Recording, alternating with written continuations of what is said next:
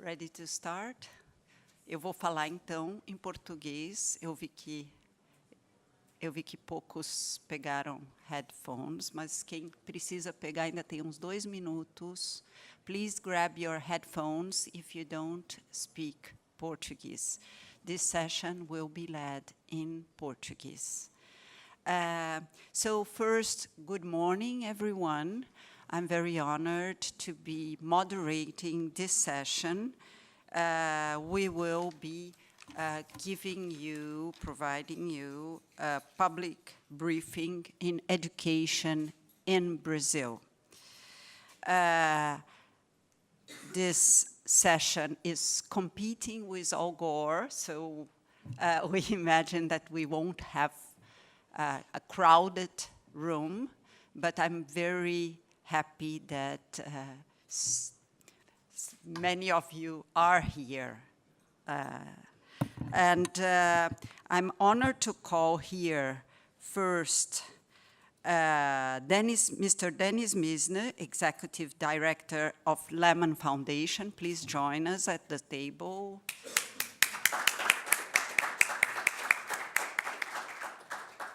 Priscila Fonseca da Cruz, CEO do Todos pela Educação. Ricardo Paes de Barros, economista, Todos pela Educação, economista da Ayrton Senna, do Instituto Ayrton Senna. Felipe Sigolo, secretário executivo adjunto do Ministério da Educação. E, por último, mas o mais importante, o Diego Mafuz, que é o nosso finalista do Global Teaching Award, diretor de escola. Vamos falar um pouco mais sobre ele daqui a pouco. E eu vou ter a honra de moderar essa sessão. A nossa estrutura, e já vou sentar ali, vai ser mais ou menos a seguinte. Eu vou pedir que cada um se apresente em 1 minuto, brevemente, e depois eu vou lançar uma pergunta que nos fará refletir sobre o futuro da educação no Brasil, para, no final, a gente abrir para questões da plateia. Combinado?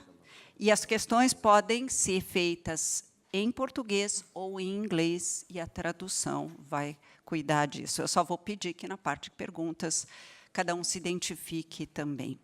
Muito obrigada. E eu não me apresentei. Eu sou Cláudia Costin, eu sou diretora do CEIP, que é o Centro de Excelência e Inovação em Políticas Educacionais da Fundação Getúlio Vargas.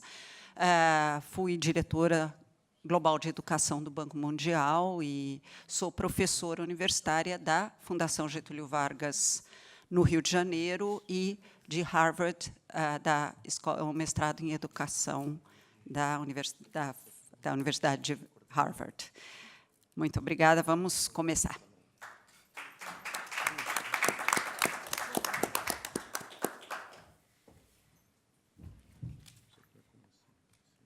Bom, agora eu vou pedir que a Priscila comece a nossa rodada de apresentações, porque eu apresentei muito brevemente, e, em seguida, começamos com a questão. Priscila, por favor. Bom dia a todos. Está funcionando? Sim. Tá? Bom. Bom dia a todos, a todas. Uma alegria estar aqui com essa mesa. A gente já se encontra tanto no Brasil, se encontrar aqui em Dubai é duplamente mais interessante. Eu sou a Priscila Cruz, eu sou a presidente executiva do Todos pela Educação. O Todos pela Educação ele é um movimento da sociedade civil para a gente enfrentar uma questão que, na nossa opinião, acho que todo mundo que está aqui também tem a mesma, que é o principal desafio do Brasil hoje é garantir a educação de qualidade. Não é à toa que o Brasil tem enfrentado tantas questões, tantos problemas, porque a gente sempre negligenciou a educação e a educação pública no Brasil. A gente nunca investiu na nossa gente, apesar de ser um país com com tantos recursos, com tanto potencial. Então, o Todos para a Educação, ele reúne uma série de pessoas, todos que estão aqui nessa mesa fazem parte do Todos para a Educação, vocês fazem parte do Todos para a Educação. A ideia é que a gente realmente consiga ter uma sociedade civil engajada nessa luta por uma educação de qualidade para todos. Então, bom dia, uma alegria estar aqui. Denis? Bom dia a todas e a todos. Meu nome é Denis Misne, eu sou o diretor executivo da Fundação Lehman. A Fundação Lehman é uma fundação familiar, sem fins lucrativos, que foi criada há 15 anos. E o objetivo é contribuir para que o Brasil seja, finalmente, um país justo e desenvolvido. A gente acha que isso vai ser possível só quando todos os brasileiros puderem atingir o seu potencial. E a gente acha que a educação pública de qualidade para todas as crianças brasileiras é a única forma de chegar nesse lugar. A Fundação tem trabalhado muito forte em 3 vertentes. A primeira é conseguir contribuir para melhores políticas públicas que sejam mais baseadas em evidência. A gente produz pesquisas, financia centros de pesquisa, forma pesquisadores. A gente trabalha junto às secretarias de educação, a escolas e as salas de aula, especialmente junto aos professores, para conseguir ajudar a melhoria da educação no chão, na sala de aula. A gente acha que a mudança virá de dentro da sala de aula e não de fora do debate educacional. E, por último, a gente trabalha na agenda de inovação e tecnologia para ver como que essas novas possibilidades podem ajudar o Brasil a dar o salto que o Brasil precisa e que a Priscila comentou. Então, um prazer estar aqui e poder dividir essa mesa com vocês. Muito bom. Ricardo Paz de Barros, por favor. Bom dia a todos. Meu nome é Ricardo Paz de Barros, eu sou originalmente engenheiro, depois passei para a economia. Atualmente eu sou professor do INSPER e trabalho no Instituto Ayrton Senna, que é um instituto dedicado à promoção com base em evidência na educação integral e, com isso, o desenvolvimento socioemocional das crianças. Obrigado. Diego, por favor. Bom dia a todos. Eu sou o Diego Mafuz Faria Lima. Primeiramente, gostaria de cumprimentar toda a mesa e todos os convidados que estão aqui também. E dizer que, apesar de ser finalista dessa premiação, eu sou professor e diretor numa escola no interior de São Paulo, São José do Rio Preto. E nosso objetivo e o projeto apresentado na escola, implantado, ele vem com tudo isso que foi acabado de falar, que eles acabaram de falar aqui, mas, principalmente, nós acreditamos também que, para a educação brasileira em 2030, ela alcançar sucesso, é muito importante a questão de dar voz e saber ouvir, principalmente os estudantes.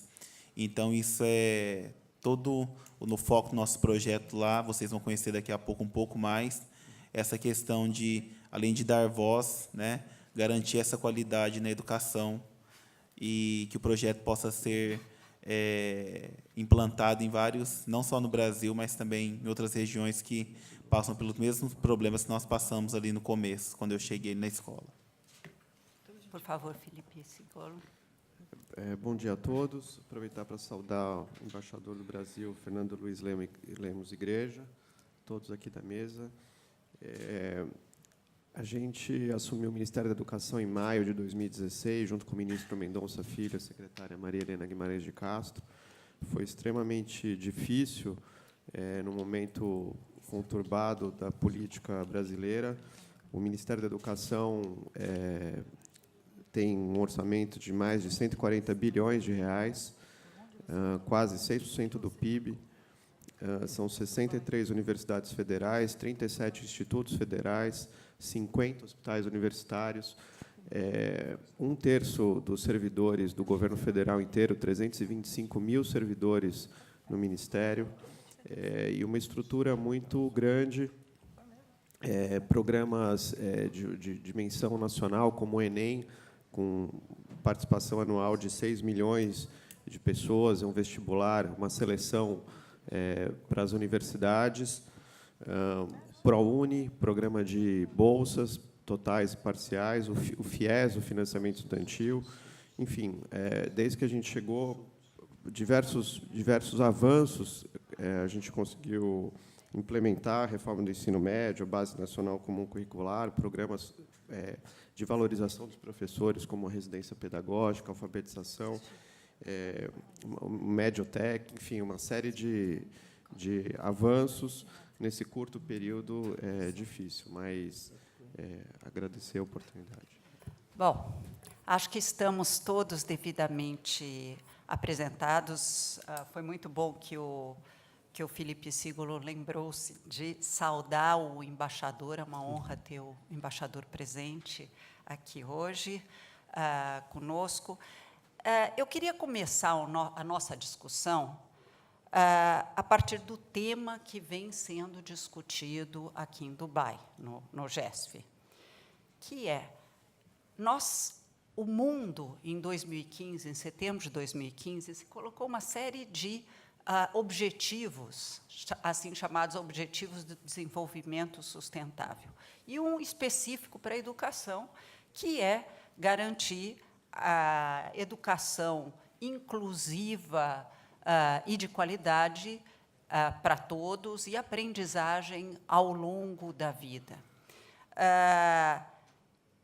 O Brasil está pronto para isso? O Brasil tem condições de implementar? Quando nós olhamos para os riscos que estão no cenário, citar só alguns, mais da área de educação mesmo. No último PISA, nossa aprendizagem se mostrou insuficiente, nós tiramos 63º lugar entre 70 economias que tiveram seus resultados divulgados em ciências, 66º em matemática e 59º em leitura. Nós não estamos próximos disso, e nós já estamos agora em 2018, novo ano de aplicação do PISA. O outro risco é relacionado ao crescimento da desigualdade no Brasil. No mundo e no Brasil não tem sido uma exceção nesse período mais recente. A automação que vai extinguir milhões de postos de trabalho no mundo, alguns pesquisadores chegam a projetar que 2 bilhões de postos de trabalho serão extintos até 2030. Os pesquisadores da Universidade de Oxford, Osborne e Frey. O risco de populismos que aflige o mundo. E sabemos que, no Brasil, apesar de o país já ter instituições democráticas, nós temos uma cidadania ainda frágil. Nesse contexto todo, eu quero ouvir cada um dos nossos debatedores sobre como é que eles vislumbram a educação em 2030, se nós fizermos as coisas certas e, eventualmente, se nós não fizermos as coisas certas. E quais são essas coisas certas que precisam ser feitas? O Brasil terminou o ano passado com uma base nacional comum curricular, que, no fim, é uma orientação para a elaboração de currículos subnacionais, estaduais e municipais, aprovadas, a parte de educação infantil e de ensino fundamental 1 e 2. Tudo indica que o ensino médio será remetido, a parte da base referente ao ensino médio será remetido ao Conselho Nacional de Educação em março desse ano, mas será que isso será suficiente e o que mais precisamos fazer? Então, eu começo, ladies first, eu começo com a Priscila para ouvir o seu depoimento. Eu queria começar pedindo para colocar o vídeo. Can you put the video, please? Okay, thank you. To do the best for her and our country, we must act today.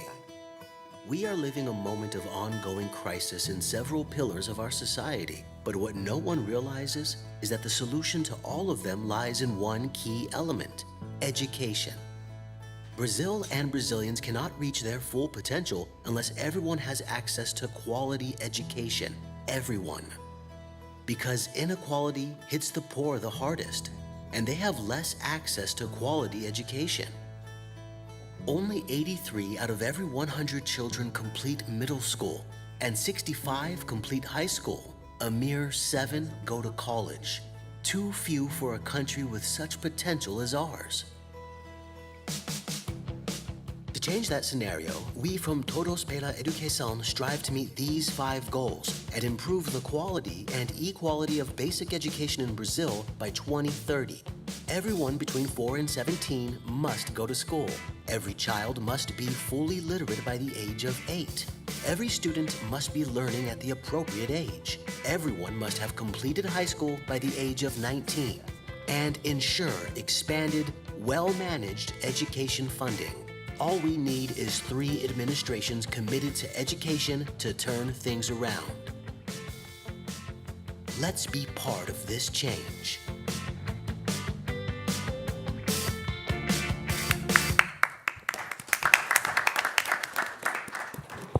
Esse vídeo ele ajuda um pouco a dar esse primeiro contexto da educação brasileira, que realmente aqui nas falas iniciais a gente tem uma série de desafios, muitos mesmos.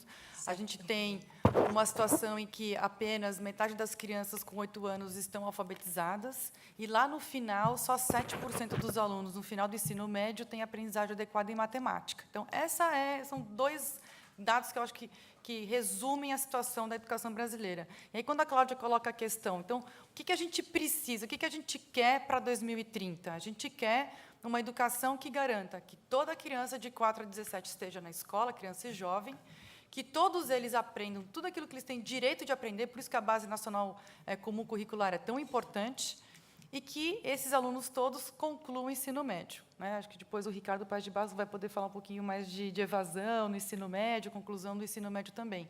Mas esses são os 3 grandes desafios. Agora, qual que é a questão? E aí o Todos para a Educação, Fundação Lema, aqui, o CEIP, Instituto Ayrton Senna, o próprio Ministério da Educação, os professores ali, que são os principais a apoiar essa grande tarefa, o que a gente precisa fazer como país? E eu acho que aí, nesse ponto, Cláudia, quando você coloca, olha, estamos prontos ou não estamos prontos? Eu acho que a gente nunca esteve tão pronto para poder fazer essa virada. Acho que essa é a boa notícia. A boa notícia é que o Brasil fez uma série de lições de casa nos últimos anos, ainda que a gente ainda não consiga ainda que a gente não tenha chegado nesses resultados finais de aprendizagem, o Brasil construiu os fundamentos e vem aprimorando esses fundamentos. Então, eu sou otimista que a gente vai conseguir progredir nos próximos anos, mas tem muita coisa para ser feita, e acho que é um pouco sobre isso que eu quero falar com vocês. Acho que tem aqui, primeiro, grandes linhas do que o Brasil precisa ser obsessivo em construir em política pública educacional. E eu falo política pública porque o Brasil é um país que tem 50 milhões de alunos, 200 mil escolas. Então, é política pública que vai resolver realmente essa situação. Então, quais são as principais políticas públicas que a gente precisa colocar de pé com excelência nessa implementação? A primeira é desenvolvimento infantil, né? Investimento na primeira infância. A gente sempre ouve isso, é uma evidência fortíssima, mas no Brasil a gente ainda não conseguiu ter uma política pública de larga escala, robusta o suficiente para garantir que toda criança de 0 a 6 tenha os cuidados de educação, saúde, nutrição, esporte, cultura, porque tem toda uma evidência mostrando que quanto antes é a intervenção, mais resultados essa criança vai obter ao longo de toda a sua vida. A gente não faz isso. A gente está longe de fazer isso, então, esse atendimento de 0 a 6 ele é muito negligenciado ainda no Brasil. Um segundo ponto, que é um ponto que, aí eu vou fazer um pouco de uma crítica a um certo discurso que vem acontecendo no Brasil, que é foco no aluno. O foco não é no aluno, a meta é no aluno, o foco é na relação professor-aluno. A gente só vai conseguir resolver a crise de aprendizagem que a gente vive no Brasil, porque qual que é a verdadeira crise? É uma crise de aprendizagem, os alunos não estão aprendendo nas escolas. O foco da nossa ação tem que ser nessa relação entre aluno e professor. O que é essa relação? É a aprendizagem, é o currículo, é aquilo que é essa interação, são os valores, é tudo aquilo que a gente sonha que uma boa escola vai fazer. Então, o foco tem que ser na relação aluno-professor. E a gente precisa preparar os professores para essa relação, e aí, dentro daquilo que é o mais básico e elementar que a gente precisa garantir, mas que, apesar de ser tão básico, ele é extremamente difícil de ser realizado, que é atrair os melhores alunos do ensino médio para a carreira docente. Hoje, o Brasil ele acaba atraindo o terço inferior de desempenho dos alunos do ensino médio. Né? Hoje, A nota média no Enem dos futuros professores é extremamente baixa, infelizmente, então a gente precisa atuar na atratividade para a carreira docente. A gente precisa atuar para que a formação inicial dos professores, aquela que ocorre na universidade e nas faculdades, ela seja totalmente reformada, totalmente modificada. Hoje ela é uma formação que não prepara para essa relação aluno-professor, não prepara o professor para garantir a aprendizagem de cada um dos seus alunos. A gente precisa atuar na formação continuada, porque nenhum profissional termina de aprender quando sai da faculdade. Todos nós estamos aqui nesse congresso porque a gente está o tempo inteiro aprendendo. Então, como atuar e como construir uma política pública de larga escala no país e de qualidade para garantir essa formação continuada e, por fim, condições de trabalho em uma escola que saiba acolher, que seja bem gerida para que esses professores continuem a ter o seu trabalho sempre aprimorado. Terceiro ponto, financiamento da educação. Não só ampliar o financiamento por aluno, né, o Brasil ele investe muito menos do que os outros países que têm uma educação de melhor qualidade investem por aluno, porque o Brasil, a gente tem que lembrar, apesar de investir 6% do PIB, o nosso investimento por aluno é mais baixo, porque a gente tem muito mais aluno. E o nosso PIB também, per capita, também é mais baixo. A gente precisa melhorar. Não é muita coisa, mas mais do que melhorar esse investimento, a gente precisa ter uma outra arquitetura de distribuição desse investimento. A gente tem que parar de falar no Brasil de volume investido. Vamos começar a falar sobre para quem está indo esse investimento, como está chegando esse investimento. E aí o Todos para a Educação tem um posicionamento bem forte em relação a investir mais em quem tem menos. Se de novo, a gente tem um diagnóstico fortíssimo que quanto mais pobre é a criança, menor é o seu desempenho, pior é o seu desempenho, a gente precisa investir mais nessa criança mais pobre. Hoje, o nosso investimento ele não é calibrado, ele não chega mais nas crianças mais pobres. E a gente precisa inverter essa lógica, que é algo dificílimo, existe uma resistência enorme para a gente realmente inverter essa pirâmide. E, por fim, obviamente, governança e gestão, porque não adianta a gente ter recursos, mesmo direcionados para os mais pobres, mesmo garantindo escolas melhores, professores mais bem pagos, tudo melhor para as crianças mais pobres, se a gente não consegue ter excelência na implementação. Então, eu acho que esses pontos resumem assim, as grandes tarefas. Eu queria também deixar aqui como outras duas. Tempo na escola. O tempo é importante. O aluno brasileiro ele tem disposição à aprendizagem de 2h30 por dia. A gente precisa chegar num benchmark internacional de 6,5, de horas de exposição à aprendizagem, o que significa que ele pode até ficar mais tempo na escola, mas ali aprendendo ele precisa ficar mais tempo. E o próprio currículo, que eu acho que o Denis vai falar um pouco mais disso, que é esse currículo relevante. De novo, essa relação aluno-professor é o currículo. O que é esse currículo relevante? O que importa hoje aprender nas escolas brasileiras? E aí a gente tem que entrar num novo capítulo, que é, tá bom, então a gente sabe o que precisa ser feito. Eu acredito que ninguém discorda que a gente precisa fazer isso. Não estou falando nenhuma novidade, não é nada muito fora do comum. Agora, como que a gente tem que fazer, que eu acho que esse é um ponto importante que a gente tem que avançar na agenda brasileira. E aí, o tema da inovação. Inovação não é simplesmente ideias malucas. E não vai fazer diferente porque o que a gente está fazendo, da forma como a gente está fazendo agora, está dando errado. Então, como que a gente tem que fazer diferente? Qual que é a inovação que a gente tem que ter no país? E aí, aqui eu listei rapidamente algumas inovações, bem rapidamente, que eu sei que o meu tempo está quase acabando. Mas, primeiro, educação ser uma prioridade. Isso é uma inovação. Prioridade de verdade. Não é uma prioridade simplesmente da fala, da retórica. Ser prioridade. Suor na testa, vamos batalhar pela educação. Segundo, vamos aprender com o passado, vamos aprender com o outro, vamos parar de ficar criando coisas sem aprender com o passado. Vamos avaliar, o Ricardo Paz de Barros sempre fala isso, vamos avaliar, vamos entender o que deu errado, o que deu certo, para a gente poder melhorar a nossa prática. Terceira inovação. Querer equidade não significa tratar todo mundo igual, a gente precisa tratar os diferentes. É óbvio isso, a gente não faz isso. A gente tem políticas de one size fits all. A gente faz uma política, cai tudo igual para todo mundo. Então, diversificação, tratar diferentes os diferentes, personalização é fundamental. Isso é como fazer, é uma outra mentalidade. A quarta vamos encarar que educação é complexo. Vamos parar de criar soluções simples para problemas complexos. nunca vai dar certo. A gente pode ter o diagnóstico, a gente pode ter a política para onde a gente quer ir, mas desenhar essa complexidade tem que acontecer no Brasil. A gente desenha soluções simplistas para questões super complexas.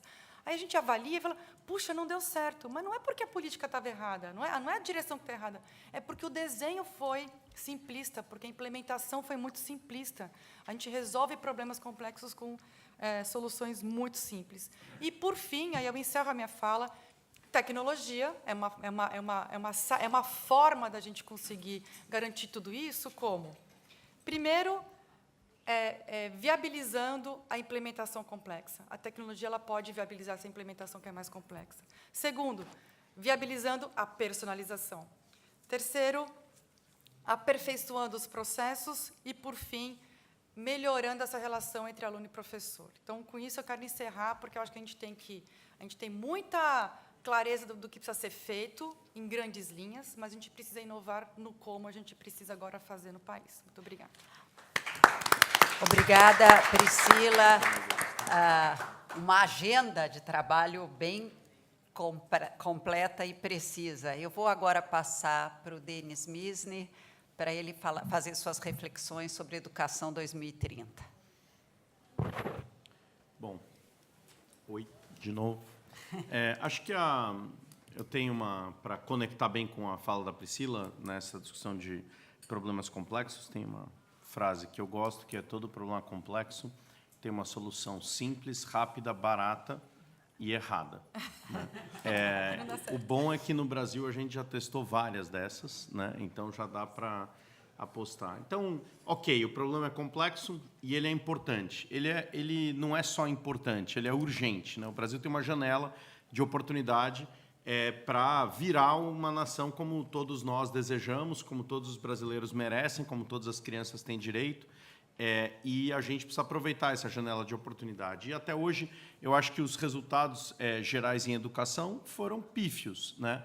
A gente demorou muito, é verdade, para conseguir incluir todas as crianças na escola. A gente fez isso, comparado com alguns países, quase 100 anos depois do que outros países universalizaram a educação básica, mas isso já aconteceu há mais de 20 anos e não faz mais sentido a gente culpar esse legado. É importante entender o legado, mas agora a gente precisa garantir que a próxima geração não vai viver o problema dessa geração, que é passar 12 anos na escola, mas não aprender.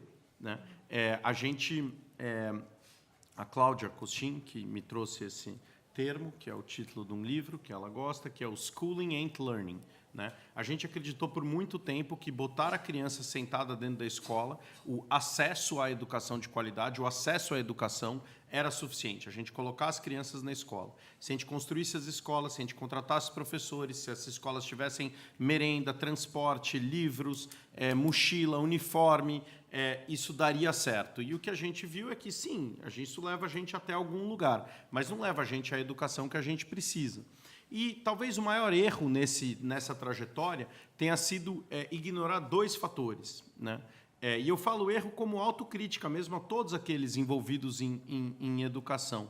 A primeira é demorar muito tempo para valorizar a relação de ensino-aprendizagem. Quer dizer, não é fácil ensinar. Todo mundo acha que porque foi à escola é um especialista em educação. A gente olha para várias áreas do conhecimento onde a gente sempre vai buscar experts, a gente vai trazer na medicina, na ciência, na educação, parece que não. É fácil, são criancinhas na sala de aula, se faz isso há tanto tempo, vamos lá. Mas que país conseguiu fazer um processo para 40 milhões de alunos darem um salto de qualidade com 150 mil escolas, 2 milhões de professores num curto espaço de tempo? Tem pouquíssimos exemplos disso. É extremamente complexo fazer educação de qualidade. Eu faço uma comparação que eu acho que pode valer a pena, que é as maiores referências de educação no mundo, que são as universidades prestigiosas, Harvard, Stanford, Yale, MIT, escolha a que você gostar mais, elas começam pegando os melhores alunos do mundo. Primeiro, elas fazem uma seleção rigorosíssima que pega os melhores alunos do mundo. Aí, depois de 4 anos e $200 mil, $250 mil investidos, ela entrega para o mundo os melhores alunos do mundo. Em termos de valor agregado, não me parece assim extraordinário. Agora, o que seria um valor agregado extraordinário em educação? Receber quem estivesse passando pela porta, investisse 200 mil ou 50 mil ou tal, mas entregasse depois de 4 anos os melhores alunos do mundo. Isso é o que a gente espera da nossa escola pública. Esse é o desafio do Diego. Ele tem que pegar o aluno que está passando pela porta dele e transformar esse aluno, ele tem 12 anos, mas tem bem menos de $200 mil, para transformar esse aluno no melhor aluno do mundo. Esse desafio é complexo, é difícil. E ele não é difícil só pela escala, ele é difícil pelo detalhe em si. Então, a primeira coisa que a gente precisa fazer para ter um 2030, que eu também sou otimista e acho que vai acontecer, é gastar mais tempo entendendo os desafios da sala de aula, empoderando os professores, escutando os professores, construindo uma relação de atrair realmente, fazer um mutirão para trazer os melhores que a gente puder para dentro da sala de aula, contar com aqueles que já estão lá, mas trazer muitos mais que ainda não estão, e fazer disso uma tarefa geracional, onde a gente consiga levar a educação para o próximo patamar. A gente vai ter alguns ventos a favor, que foram construídos ao longo dos últimos anos. O primeiro é a Base Nacional Comum, que a Priscila já falou. O Brasil, pela primeira vez, tem clareza do que é esperado que cada aluno aprenda a cada etapa da sua aprendizagem. Não dá para minimizar o peso disso. Até hoje, numa sala de aula, o professor tem que ser aquele one-man band. Assim, né? O livro está falando uma coisa, o currículo se tem fala outra, a prova vem lá do INEP e fala uma outra coisa, a formação que ele recebeu na faculdade fala outra e a formação continuada fala uma quinta coisa diferente. E aí ele precisa ficar lá tentando fazer esse negócio. A Base Nacional Comum, ela organiza o sistema. O professor ele vai ser muito mais um maestro do que um tocador. Ele tem todas as coisas que estão na mesma direção. A primeira coisa foi fazer a base, que foi homologada pelo esforço hercúleo do Ministério da Educação, junto com o CONSED, um DIME, junto com o Conselho Nacional de Educação. A Base Nacional foi homologada no final do ano passado. Imediatamente agora, os estados no Brasil inteiro e os municípios já trabalham na construção dos seus currículos. Isso é muito importante. O MEC alinhou pela primeira vez a compra do material didático à Base Nacional Comum. Isto é essencial. O livro vai estar dialogando com o currículo, que vai estar dialogando com a base. O INEP, que faz as avaliações, está começando a estruturar a nova matriz de avaliação alinhada à Base Nacional Comum. E a formação de professores está sendo alinhada à Base Nacional Comum. Uma boa formação de professores gasta a maior parte do tempo ensinando o professor a ensinar o que o aluno tem que aprender. Ela tem que ser ligada ao currículo. Quando não tem currículo, o que eu faço com esse tempo da formação inicial? Eu não vou ensinar isso. Então, é muito importante que a gente consiga olhar para essas dimensões. Aproveitar a Base Nacional Comum, aproveitar a tecnologia, não como panaceia, mas como oportunidade de oferecer aos professores do Brasil inteiro e aos alunos e aos pais insumos que ajudem a garantir que a Base Nacional se manifeste. Então, você tem uma série de softwares que podem ajudar na personalização da aprendizagem, você tem uma série de instrumentos para reduzir evasão, para aumentar a comunicação, engajar o pai no que o filho está aprendendo na escola, para permitir que o professor gaste o tempo dele nas questões mais difíceis, para permitir que o diretor de escola tenha acesso aos dados educacionais, simplifique. Tudo isso pode ser feito, mas tinha uma dificuldade enorme no Brasil, que é a questão da conectividade. E o Brasil está enfrentando essa questão. Esse ano, já 1/3 das crianças vão estar em escolas onde você vai ter uma conexão de alta velocidade, e a gente tem um plano aí que o Ministério da Educação, o Ministério das Comunicações lançou, a Fundação Lehman teve o prazer de poder apoiar, que é a Política de Educação Conectada, que é até 2024, todas as escolas brasileiras conectadas à internet de altíssima velocidade, dentro de um plano, de uma visão de como usar essa tecnologia, com formação de professores e com ferramentas educacionais para os problemas daquela escola. Se a gente for capaz de fazer isso, se a gente for capaz de implementar a base, se a gente conseguir fazer esse chamado geracional e atrair os melhores para dentro da sala de aula, e se a gente puder fazer isso dialogando com os professores, construindo de dentro para fora e valorizando que pedagogia não é uma coisa simples, não é fácil, não é minimizável, não é um insumo a mais, mas é a questão central para garantir a aprendizagem de cada uma das crianças, a gente vai chegar em 2030. Dá para fazer, tem lugares que já fizeram em menor escala. A gente é capaz de fazer no Brasil pelo esforço enorme de atores aqui e tantos outros que querem fazer essa diferença. Agora, cabe a gente não desistir do plano, ir a fundo, levar isso a sério, e, quem sabe, poder ver os resultados daqui a alguns anos. Obrigado. Bom, obrigada, Denis.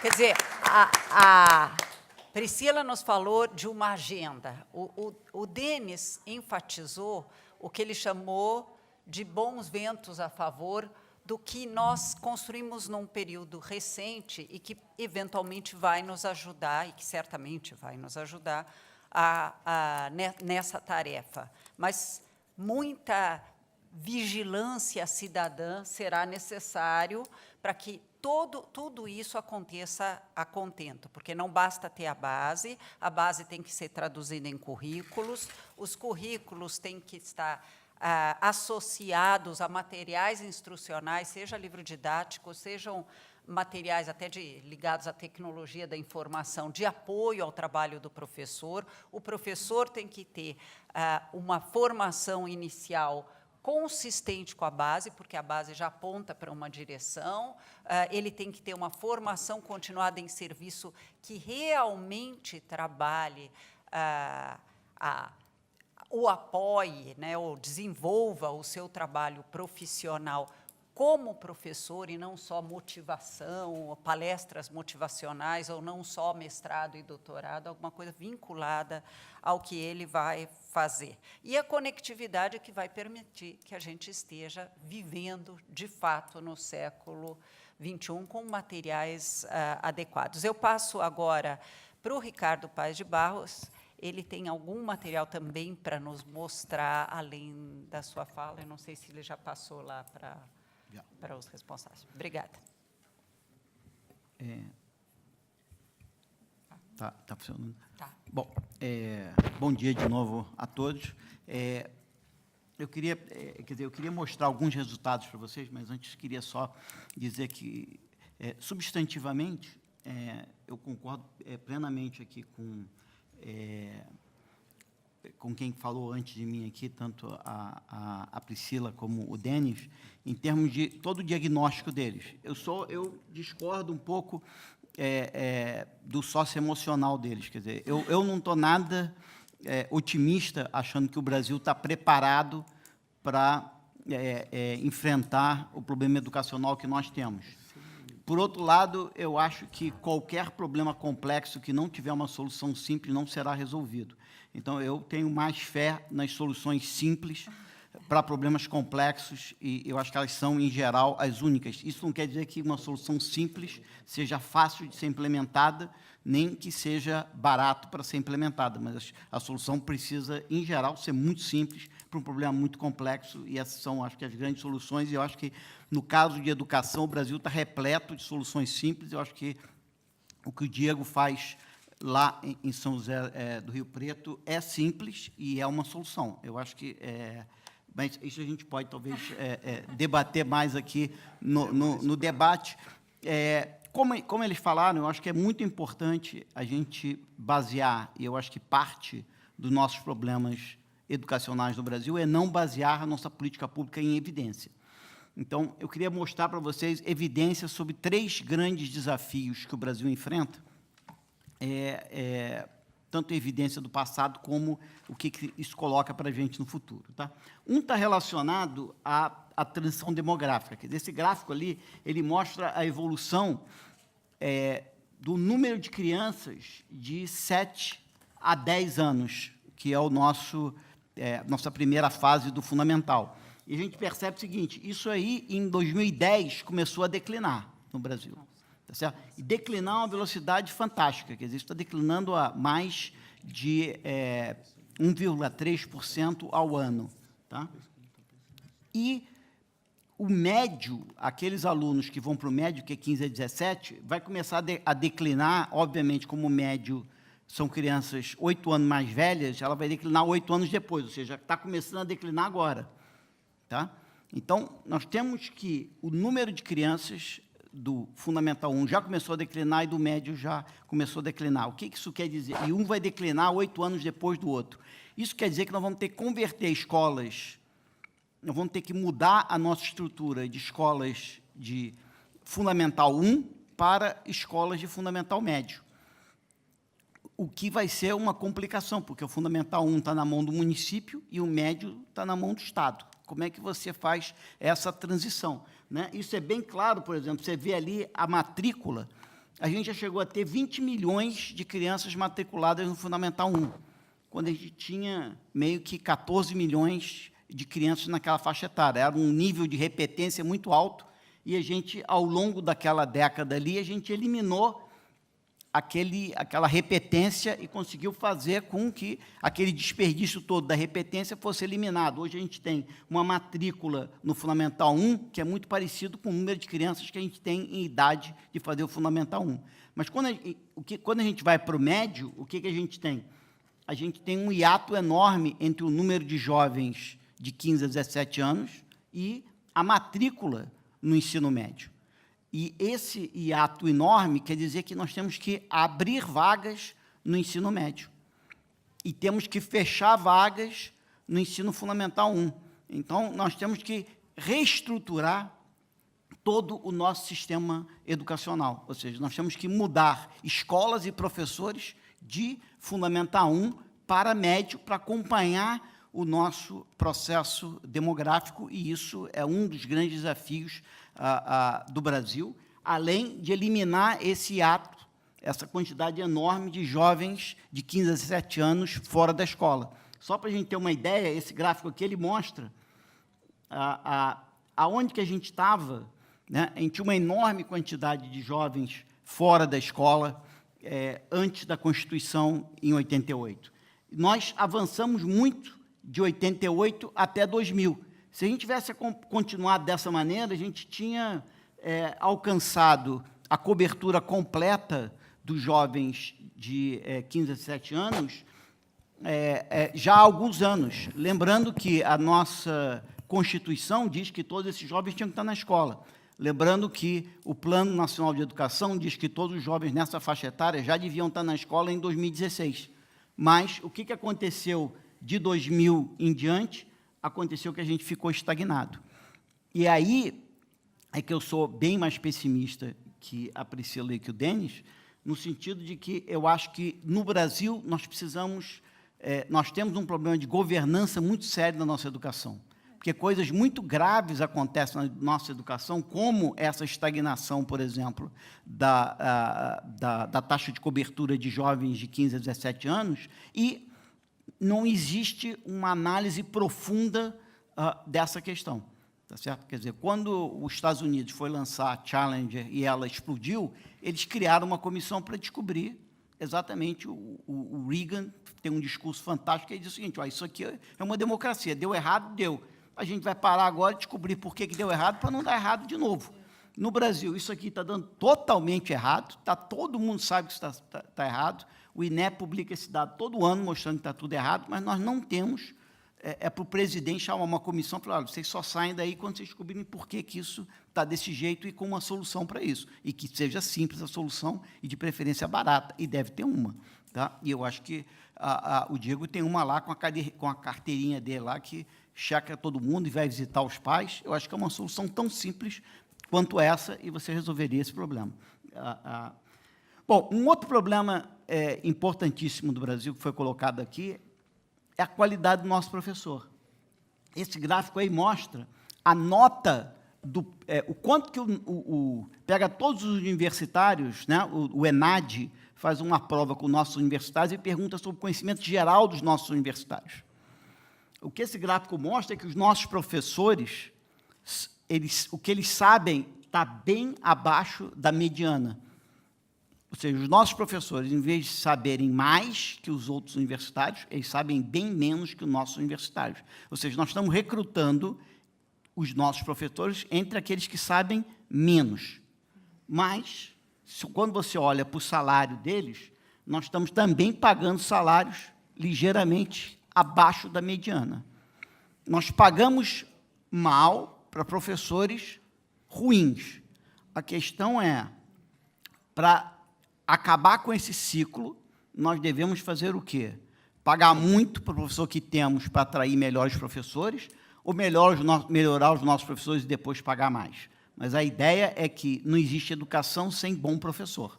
E nós temos que eliminar esse ciclo. A questão é como é que você muda esse ciclo. Você começa a pagar bem para um professor que não é bom, para atrair os melhores, ou você dá um jeito de atrair os melhores e aí você aumenta os salários. E vai ser possível aumentar os salários exatamente porque o número de alunos vai estar caindo, e aí a gente está reduzindo o número de alunos mais ou menos a tipicamente 10% por ano. tá? O número de alunos brasileiros está caindo, tá? Por fim, eu queria só falar daquilo que a Priscila colocou, que é extremamente importante, que é a desigualdade. Queria dar para vocês uma ideia. A Priscila falou, olha, nós estamos muito incomodados com a desigualdade. Nós devemos estar, porque o nosso nível de desigualdade é meio astronômico. Como é que eu mostro que o nosso nível de desigualdade é meio astronômico? Aquela curva ali são todas as escolas de 9º ano ordenadas pela nota dela em matemática. Tá? Aquilo ali é o 9º ano. Se eu botar as escolas públicas, no 5º ano, é aquela curva. O que isso aqui quer dizer é o seguinte: aquela escola de 9º ano, os alunos têm a mesma nota que aquela escola ali de 5º ano. Se eu chamar a atenção, isso aqui quer dizer o seguinte, que um quarto das escolas de 9º ano, os alunos sabem tanto quanto um quarto das escolas de 5º ano. Ou seja, as piores escolas públicas brasileiras, no 9º ano, o aluno sabe menos do que os alunos sabem no final do 5º ano nas melhores escolas públicas brasileiras. Tá certo? Ou seja, é um nível de desigualdade impressionante, porque são 4 anos. Os alunos, em 25% das escolas brasileiras, depois de 4 anos, sabem menos do que os amiguinhos deles sabem nas mesmas escolas públicas. E essa desigualdade, como esse gráfico aqui mostra, está estável ao longo do tempo. Ou seja, essa desigualdade não está caindo ao longo do tempo. Logo, é gigantesca e continua alta. Obrigado. Obrigada. Bom, Ricardo, enfatizando alguns desafios, ele acredita que há soluções simples para esses desafios. Eu sou mais cética, porque o desafio maior é a teoria da mudança para implementar essas soluções simples. E isso vai nos atrapalhar um pouco a vida, porque sistema social não é um sistema completamente estruturado. Mas vamos ouvir um pouquinho eu vou deixar o nosso professor, por último, para falar do chão da escola. Vamos falar um pouquinho do Ministério da Educação. Eu queria ouvir o Felipe Sigolo, como o MEC vê a educação em 2030, o que fizemos, o que falta fazer. Bom, primeiro destacar, acho que a importância da parceria do Ministério com as organizações da sociedade civil. Aqui na mesa, 3 parceiros importantes, e acho que a gente consegue avançar muito com essa união. Na educação, o ministro Mendonça Filho prega sempre essa união, essa convergência para a gente conseguir objetivos em comum. A dificuldade, eu acho que o diagnóstico todo mundo tem, a dificuldade talvez esteja fora. A gente tem uma situação, o Brasil se meteu numa crise econômica e política gravíssima. A gente tem muita dificuldade nesses 2 setores. Então, tanto para passar reformas no Congresso, quanto para fazer a gestão do que a gente tem hoje, está extremamente difícil. Nos últimos 10 anos, o Ministério fez opções que engessaram o nosso orçamento. Por exemplo, a criação de 21 universidades federais, 300 campi de institutos federais. Nos últimos 10 anos foram contratados 100.000 servidores. Isso não dá para desfazer. E todo esse investimento em educação superior, em detrimento da educação básica, porque o recurso é o mesmo, desbalanceou. O investimento antes era 50% para a educação básica e 50% do ensino superior, hoje já está em 65% para a educação superior contra 35% da educação básica. Então, dia após dia, a gente tira dinheiro da educação básica para alimentar um sistema de ensino superior que é caro, as universidades federais são caras, talvez sejam necessárias, mas não cabe mais discutir, a opção foi feita. E a gente não consegue reverter isso. Nesses últimos quase 2 anos do Ministério, isso é uma preocupação diária que a gente não consegue desfazer. Nem todas as crianças de 4 e 5 anos estão na pré-escola. Esse é um drama que a gente também tem dificuldade. Vaga em creche sempre vai ser uma dificuldade. Então, qual política de inclusão da primeira infância, que é tão importante, também a gente não consegue visualizar. Mas, especialmente no ensino médio, acho que a reforma do ensino médio, se bem implementada agora, vai dar resultado. Era difícil manter o jovem motivado por 13 disciplinas, por 3 anos, todo mundo tentando aprender a mesma coisa, e sair sem nenhuma formação para o trabalho.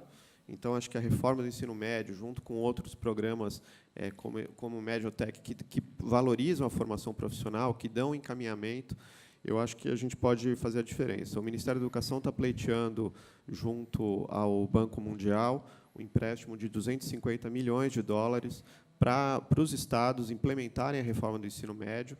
E a gente fez toda a parte burocrática com muita rapidez, mas está lá no Senado e a gente não consegue sequer que entre na pauta. É uma simples aprovação do Senado e a gente não consegue que isso avance por motivos políticos. Então, é muito difícil, nessa época conturbada, esse ano também de eleições. Eu acho que o ambiente externo é muito complicado. E realmente precisa, acho que caberia um pacto, caberia todo mundo. Acho que o pacto foi usado muito nos últimos anos, mas acho que é um pacto de verdade, todo mundo engajado, e a educação ter prioridade na pauta do Congresso, a educação ter prioridade na formação do orçamento, a gente conseguir, dentro das limitações, que são muitas, conseguir avançar e conseguir chegar em 2030 do jeito que a gente está imaginando. Se na década de 90, como o Ricardo Paes de Barros mostrou, a gente conseguiu incluir, universalizar o ensino, o ministro Paulo Renato tinha essa meta pelos 8 anos que ele foi ministro. Depois, eu participei da criação do Bolsa Escola, que foi para a gente conseguir manter a criança na escola. O problema identificado é que ela acabava saindo, tinha que trabalhar, tinha que enfim, ter outras atividades, ela não conseguia ficar na escola, teve o Bolsa Escola. Agora acho que o novo desafio, com a base, com a reforma do ensino médio, eu acho que o foco no ensino médio e na educação infantil. A primeira infância, a pré-escola, a gente garantir uma boa educação, um bom apoio. O Brasil vai ter desafios enormes. O novo Fundeb, que é um instrumento essencial, 140 bilhões distribuídos entre os estados e municípios, e que vai ser bem complicado mexer nisso. Como é que a gente redistribui melhor o dinheiro do Fundeb? Como é que a gente consegue fazer que o dinheiro chegue a quem mais precisa, com todo esse ambiente político? Então, esse engessamento, essa situação que o Ministério vive, acho que é um desafio para o próximo governo. Espero que os candidatos a presidente da República nesse ano tenham essa visão, apresentem as propostas, e eu acho que a gente vai poder contribuir muito aqui para que isso aconteça. Muito obrigado. E agora o grande momento. Nós queremos ouvir o Diego. Ele vai primeiro apresentar o material, né, Diego? Sim. E depois vai fazer os seus comentários. Como deve ser a educação em 2030, a partir da visão do chão da escola, do diretor de escola brilhante que você é. Obrigado. Primeiramente, gostaria de agradecer à Fundação Vitor Tivita por disponibilizar esse vídeo que vai ser apresentado agora. Foi o primeiro vídeo do ano de implantação do projeto.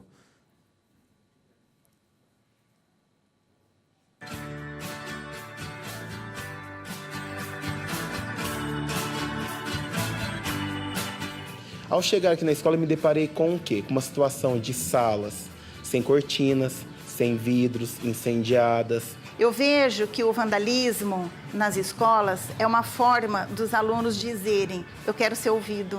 A secretaria investia muito em projetos e nada dava resultado. Uma das prioridades da gestão da escola, juntamente com os professores no planejamento, foi a questão de dar voz aos alunos. Logo em seguida eu passei nas salas de aula apresentando as novas normas de convivência, porque nós iríamos discutir naquelas semanas com os alunos para que eles também fizessem parte dessa construção. Nós temos várias ações que acontecem na escola, inclusive a abertura da escola aos finais de semana. Eles vêm à escola para as práticas esportivas, aulas de capoeira, e também para a aprendizagem de música clássica. O conhecimento científico aqui não era valorizado. Através do clube de astronomia, eles realizam observações no universo. Essa abertura aos finais de semana trouxe a comunidade para perto da escola. Existia já uma associação de pais e mestres, só que eles não sabiam qual era a função deles. Eles simplesmente enxergavam isso como uma burocracia.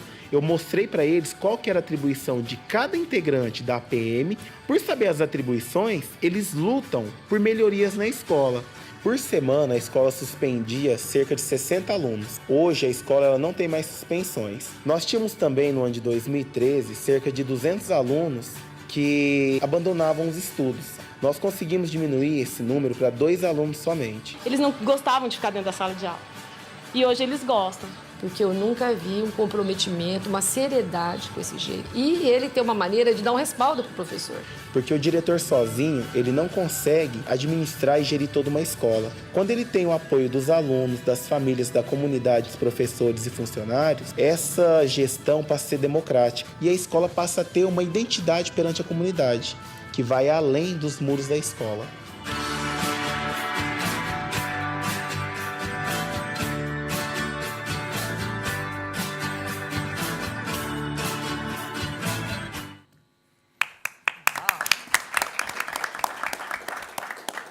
E agora uma grande responsabilidade, né, por conta que, eu, além de representar a minha comunidade, eu também represento todos os professores do Brasil, né, estando aqui. E quero dizer mais também, nós que estamos lá na escola, esse projeto que vocês viram aí, que é um projeto de referência agora também internacional, ele me custou, na época, para todos nós lá na escola, R$400, tá? É um projeto de impacto. Eu acredito também que soluções simples podem fazer assim grandes transformações na educação. E então foi um projeto que custou R$400 na época, que ainda a comunidade não dispunha de materiais para construir 2 grandes praças de leituras na escola, que eram pontos de tráfico de drogas, tá? Eu acredito, sim, que o Brasil ele está agora com uma terra, né, em um terreno propício para essa grande mudança. Só que eu acredito também que é algo não tão simples, né? Por conta que, observando, né, quando eu cheguei na escola para implantar o projeto, e eu vejo essa boa vontade de todos os brasileiros, né? Todos os educadores, não só professores, mas todos que estão ali no dia a dia lidando com a educação, os especialistas também, eles têm boa vontade. Só que eu também conheci um projeto aqui em Dubai, né, que o pessoal, inclusive, está aqui da Hora do Conto. Então, o brasileiro ele tem essa vontade de fazer a diferença, ajudar o próximo. Só que, para isso, ele precisa acreditar também. Tá? Então, no início da implantação do projeto ali na Escola Darcy Ribeiro, a primeira coisa que nós fizemos ali não foi só a questão de implantar um projeto, foi a questão de fazer com que as pessoas acreditassem no projeto. Quando nós fizemos isso foi o diferencial do projeto, porque não adianta nós criarmos políticas públicas excelentes, que vai chegar lá, a base é algo muito legal, muito bacana que está sendo implantado no Brasil, mas se os protagonistas de todo o processo eles não acreditam, o projeto ele não vai sair do papel, ele vai ser algo burocrático. Então, a primeira coisa foi fazer as pessoas acreditarem no projeto. Quando nós fizemos isso, ganhamos essa credibilidade da comunidade, as pessoas já tinham um outro olhar. O projeto, as pessoas me ligam e falam assim, Diego, mas esse projeto, qual que é o toque mágico desse projeto? Eu simplesmente digo assim, ele não é um projeto que ele vai fazer um milagre na sua escola, na educação.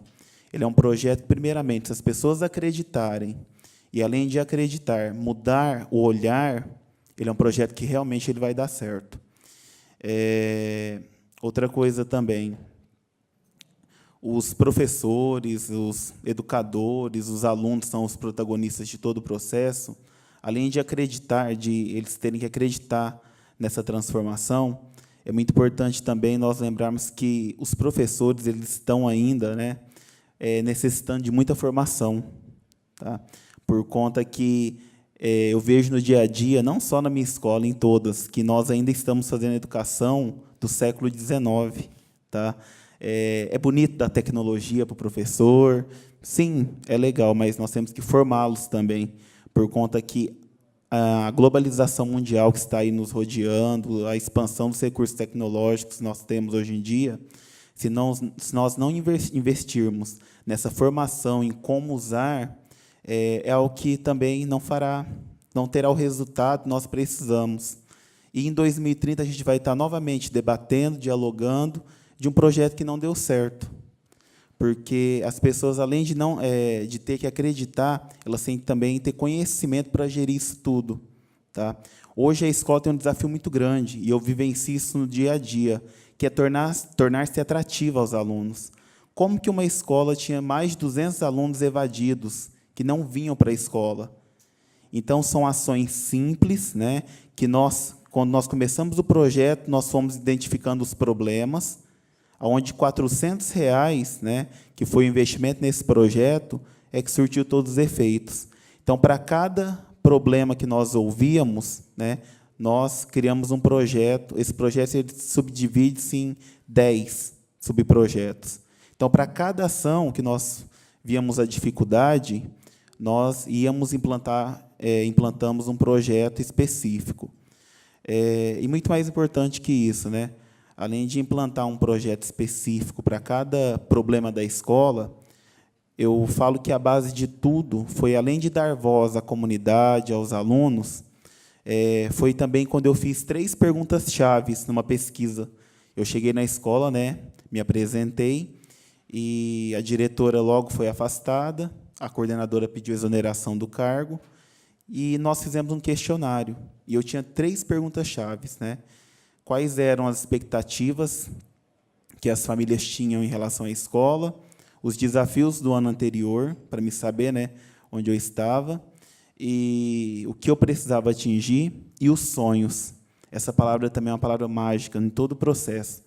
E ficou evidente para mim, quando nós começamos a ler esses questionários, que as pessoas querem mudanças na educação, só que elas têm que acreditar em qualquer projeto para isso acontecer.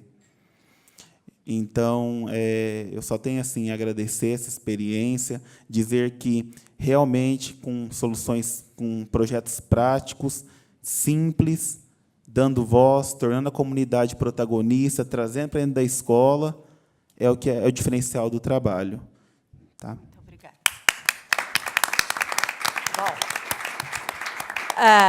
Bom, interessantemente, nós passamos aqui na dúvida se o importante é o complexo ou o simples. Para o Brasil chegar onde ele precisa chegar, ou para cumprir o objetivo do desenvolvimento sustentável 4, como nós, Brasil, assinamos lá com 193 outros países, em setembro de 2015, certamente nós vamos ter que fazer muitas coisas.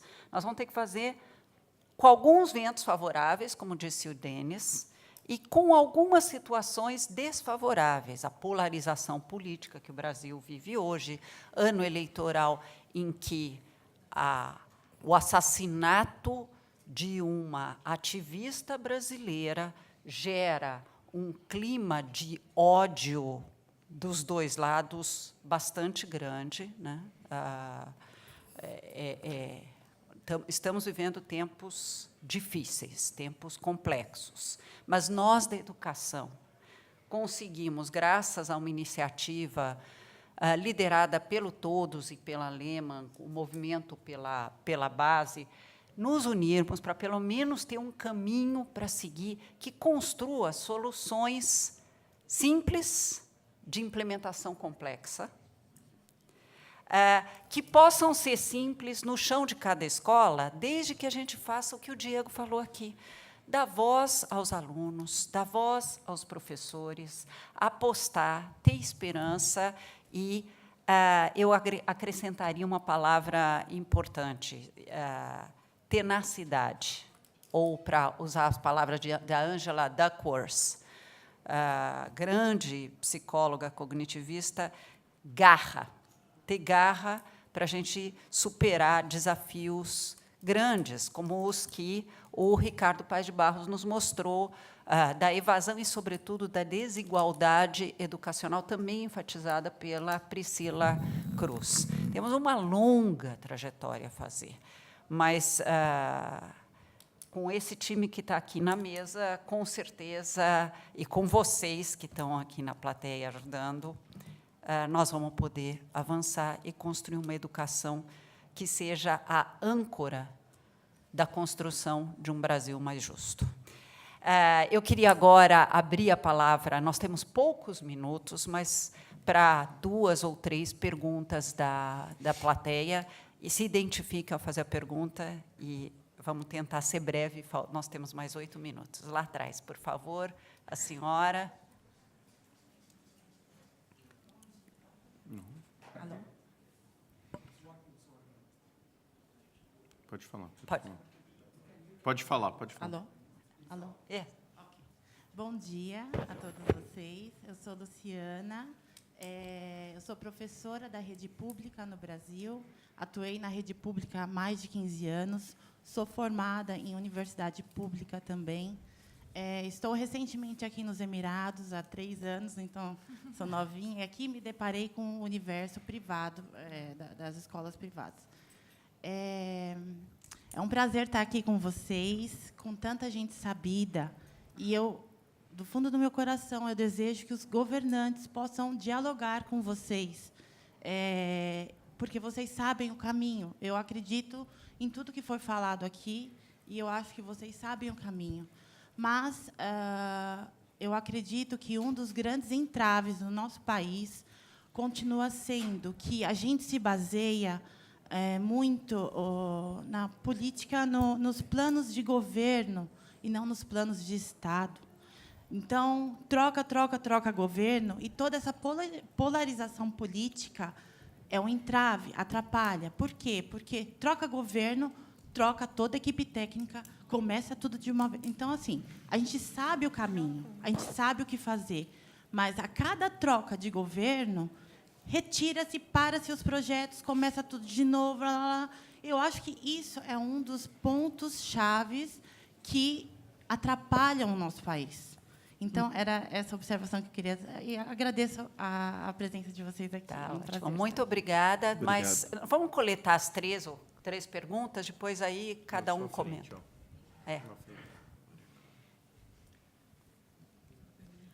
Bom dia, meu nome é Maria Clara, sou repórter da Veja. E eu tenho 2 perguntas, uma é consequência da outra. Eu queria que vocês resumissem. A gente falou de simples e complexo, mas eu vou pedir que a resposta seja simples, senão a gente vai levar uma eternidade. Quais são os segredos, qual seria para cada um de vocês o segredo de um bom professor? Né? O que a gente tem entre esses 10 finalistas em comum, especialmente no Diego? E o que a gente pode fazer em termos de política pública para que mais professores no Brasil consigam desenvolver a habilidade que cada um de vocês escolher como essencial para um bom professor? É isso. Obrigada. Mais uma pergunta. Hello, I'm Doriana. I'm coming from Albania. I have worked for many years as a teacher in university in Albania, and now I'm the advisor of the Minister of Education, Sports and Youth, also in Albania. I heard with interest your discussions because I think we face the same problem in education in Albania. But as an economist, I think that the main problems are related with the salary of the teachers. We have the same problem. And with the spending, public spending in percentage of the GDP that is in a low level, also in our country. Also, I agree with every other problems related with the quality of teachers, with curricula, with technology, with infrastructure. But as an economist, I wanted to know if the government in Brazil is doing anything related with the two macroeconomic problems. Thank you very much. Ok. Mais alguma pergunta? Sim, mais uma última, e nós vamos responder em bloco. Isabela, do Estadão. Eu queria saber de vocês. Vocês acham que a gente está num momento crucial, que esse ano é um ano importante aí para a gente tem que... E como a gente pode evitar aí uma mudança ou um retrocesso na área da educação com as eleições? A gente vive um momento super complicado politicamente, e a gente tem algumas políticas educacionais aí muito recentes, acho, né, praticamente recém-nascidas, e que ainda não estão fortalecidas, como a base, a reforma do ensino médio, mesmo as escolas não sabem direito como é que vão fazer isso. Como que a gente pode fortalecer isso esse ano? Ok. Então, o Denis, como ele vai ter que se ausentar depois, ele vai começar respondendo, depois eu vou passar a palavra para cada um e a gente encerra. Nós temos poucos minutos, então eu vou pedir para Denis, para cada um que for falar, seja muito breve. Okay. Vou falar 30 segundos.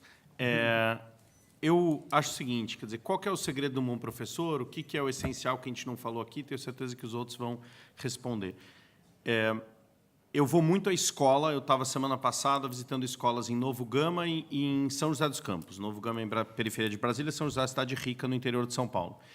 Você vai numa escola em São José dos Campos, a escola é linda, tem o professor, tem o salário, tem arrumada, etc. Dentro de quase todas as salas de aula, a aula era professor copiando na lousa, escrevendo na lousa, e os meninos copiando um conteúdo que não fazia o menor sentido para eles, todo mundo sentadinho lá. Numa sala, era uma aula que a professora estava fazendo uma aula super bem desenhada de como ensinar ciências com mão na massa, que tinha um problema claro, o objetivo da aula estava claro na lousa, os alunos estavam super engajados, um ajudando o outro, a professora tinha uma expectativa do que ela ia avaliar no final, não era escrever na ponta. Só estou querendo dizer o seguinte, a gente olha muito para o macro e pouco para o que está acontecendo dentro da sala de aula. A maior parte do nosso dinheiro garante uma coisa igual nas escolas no Brasil inteiro. A diferença é o professor que está dentro da sala de aula e como ele está dando aula. Se a gente não mexer nisso, não pode fazer quantos gráficos quiser, aquele da aprendizagem não vai melhorar, porque a gente não está olhando para a pedagogia, como isso está acontecendo. Isso não é simples, é difícil de fazer, mas tem soluções para isso. Planos de aula, formação do professor com uma coisa bem prática, a gente está investindo em várias dessas coisas e vendo o resultado. Então, acho que a diferença é o professor que consegue dar uma boa aula. É isso que faz um bom professor, isso não é fácil de fazer. Tá ótimo. Obrigada, Denis. Priscila. Passa para mim? Bom, então, eu concordo totalmente com o Denis nessa resposta sobre o professor, só adicionando, porque eu acho que tem muita coisa para adicionar, mas só adicionando que o bom professor, ele, o que é dar essa boa aula? Dar boa aula é conseguir entender qual que é a dificuldade de cada aluno, entender em que posição que ele está, quais são as dificuldades que ele acumulou, como que ele consegue agora avançar e definir as estratégias para cada um dos alunos ou grupos de alunos. Então, assim, essa diferenciação ela é fundamental, porque, de novo, essa abordagem de one size fits all, então, assim, eu dou a mesma aula para um grupo totalmente diverso. E por que quando o Ricardo mostra a curva de desigualdade, ela vai aumentando? Só mais um dado. Entre o nível socioeconômico mais baixo e o mais alto, no terceiro ano do ensino fundamental, é 5 vezes a diferença entre eles. Lá no médio, isso chega a 40 vezes. Então, a desigualdade ela é enorme e ela aumenta ao longo da trajetória. Isso eu usei aqui um filtro de nível socioeconômico. Mas dentro de uma sala de aula tem muita diferença entre os alunos. A gente tem uma diferença, uma desigualdade enorme no país, mas dentro do microcosmo de cada sala de aula, as diferenças são enormes. Então, um bom professor ele tem que saber entender que estágio que está cada um dos seus alunos e desenhar as estratégias e dar essa atenção para que cada um deles aprenda. E isso é ser um bom professor, saber essas estratégias e como conduzir essa aprendizagem numa sala de aula super diversa. Eu vou falar sobre, acho que o ponto da Luciana, vou deixar o da Albânia com o Felipe, que é mais de governo. Vou falar um pouco da questão da Luciana e da Isabela, do Estadão, que elas são duas questões muito relacionadas, que é por que a gente não consegue, por que a gente sempre tem esses voos de galinha e a gente não consegue manter um ritmo de melhoria na educação brasileira? Eu vou simplificar um pouco nessa ideia de que as soluções são simples. E só fazer aqui um parênteses. Na verdade, eu acho que nós e o Ricardo, a gente concorda na mesma coisa. Quer dizer, é a soma de várias soluções simples. Quer dizer, o que está faltando é essa visão sistêmica no Brasil de entender que a questão, que o desafio ele é extremamente complexo e que ele demanda uma série de soluções, mas costuradas de uma forma sinérgica. É daí que vem a complexidade. Mas, quando a gente vai dar um zoom ali naquela solução, elas são simples mesmo. Então, quer dizer, acho que são só ângulos diferentes que a gente está vendo a mesma questão. Mas, voltando para cá, sobre a questão da descontinuidade e esse ano complicado de eleições, essas duas questões estão relacionadas. Por quê? Porque, na minha opinião, o que está faltando no Brasil é um plano estratégico para melhorar a educação brasileira. É um plano estratégico. A gente tem um plano de metas. É muito diferente de ter um plano estratégico. Aqui, o que é um plano estratégico? É um plano que tem 3 dimensões. Ele tem uma dimensão propositiva. Olha, o que a gente tem que fazer, em quanto tempo, em que ordem, com o sequenciamento correto. Então, primeiro eu faço isso, depois eu faço aquilo. E aqui no Brasil a gente faz assim, aqui não, né? Lá no Brasil a gente faz totalmente invertido. E olha, gente, eu sou a favor da reforma do ensino médio, viu, Felipe? Você sabe muito bem disso, que inclusive foi o Todos para a Educação que fez o primeiro white paper para isso. Mas a gente primeiro quer resolver o ensino médio antes de resolver a primeira infância. Então, a gente precisa ter um plano estratégico com o sequenciamento correto das políticas. Então, essa é uma primeira camada. Depois vem uma segunda camada, que é uma camada normativa. Política pública é norma. Não é simplesmente botar no papel, está aqui, ó, executa. Tem uma camada normativa fundamental, que a gente muitas vezes não desce. E tem uma terceira, que aí o Ricardo adora, que é a questão fiscal. Gente, custa, tem que saber de onde vai tirar o dinheiro. Assim, as discussões também irresponsáveis de que tem que fazer mais isso, mais aquilo outro, mais de tudo, não vai dar certo. A gente também tem que ter um debate fiscal responsável. Então, assim, em short, eu acho que a gente precisa no país um plano estratégico para a educação que perpasse governos e que seja de Estado, e é isso que a gente tem que fazer nesse ano de eleições. Nosso tempo acabou. Eu vou só pedir para o Ricardo e o Felipe falarem rapidamente para a gente fechar. Tá, muito rápido, para não tomar mais tempo. Sobre o que é um bom professor, né? Eu acho que você tem uma receita relativamente simples, que acho que o Diego aqui é um exemplo, talvez cumpra esse requisito aqui que eu estou tentando colocar.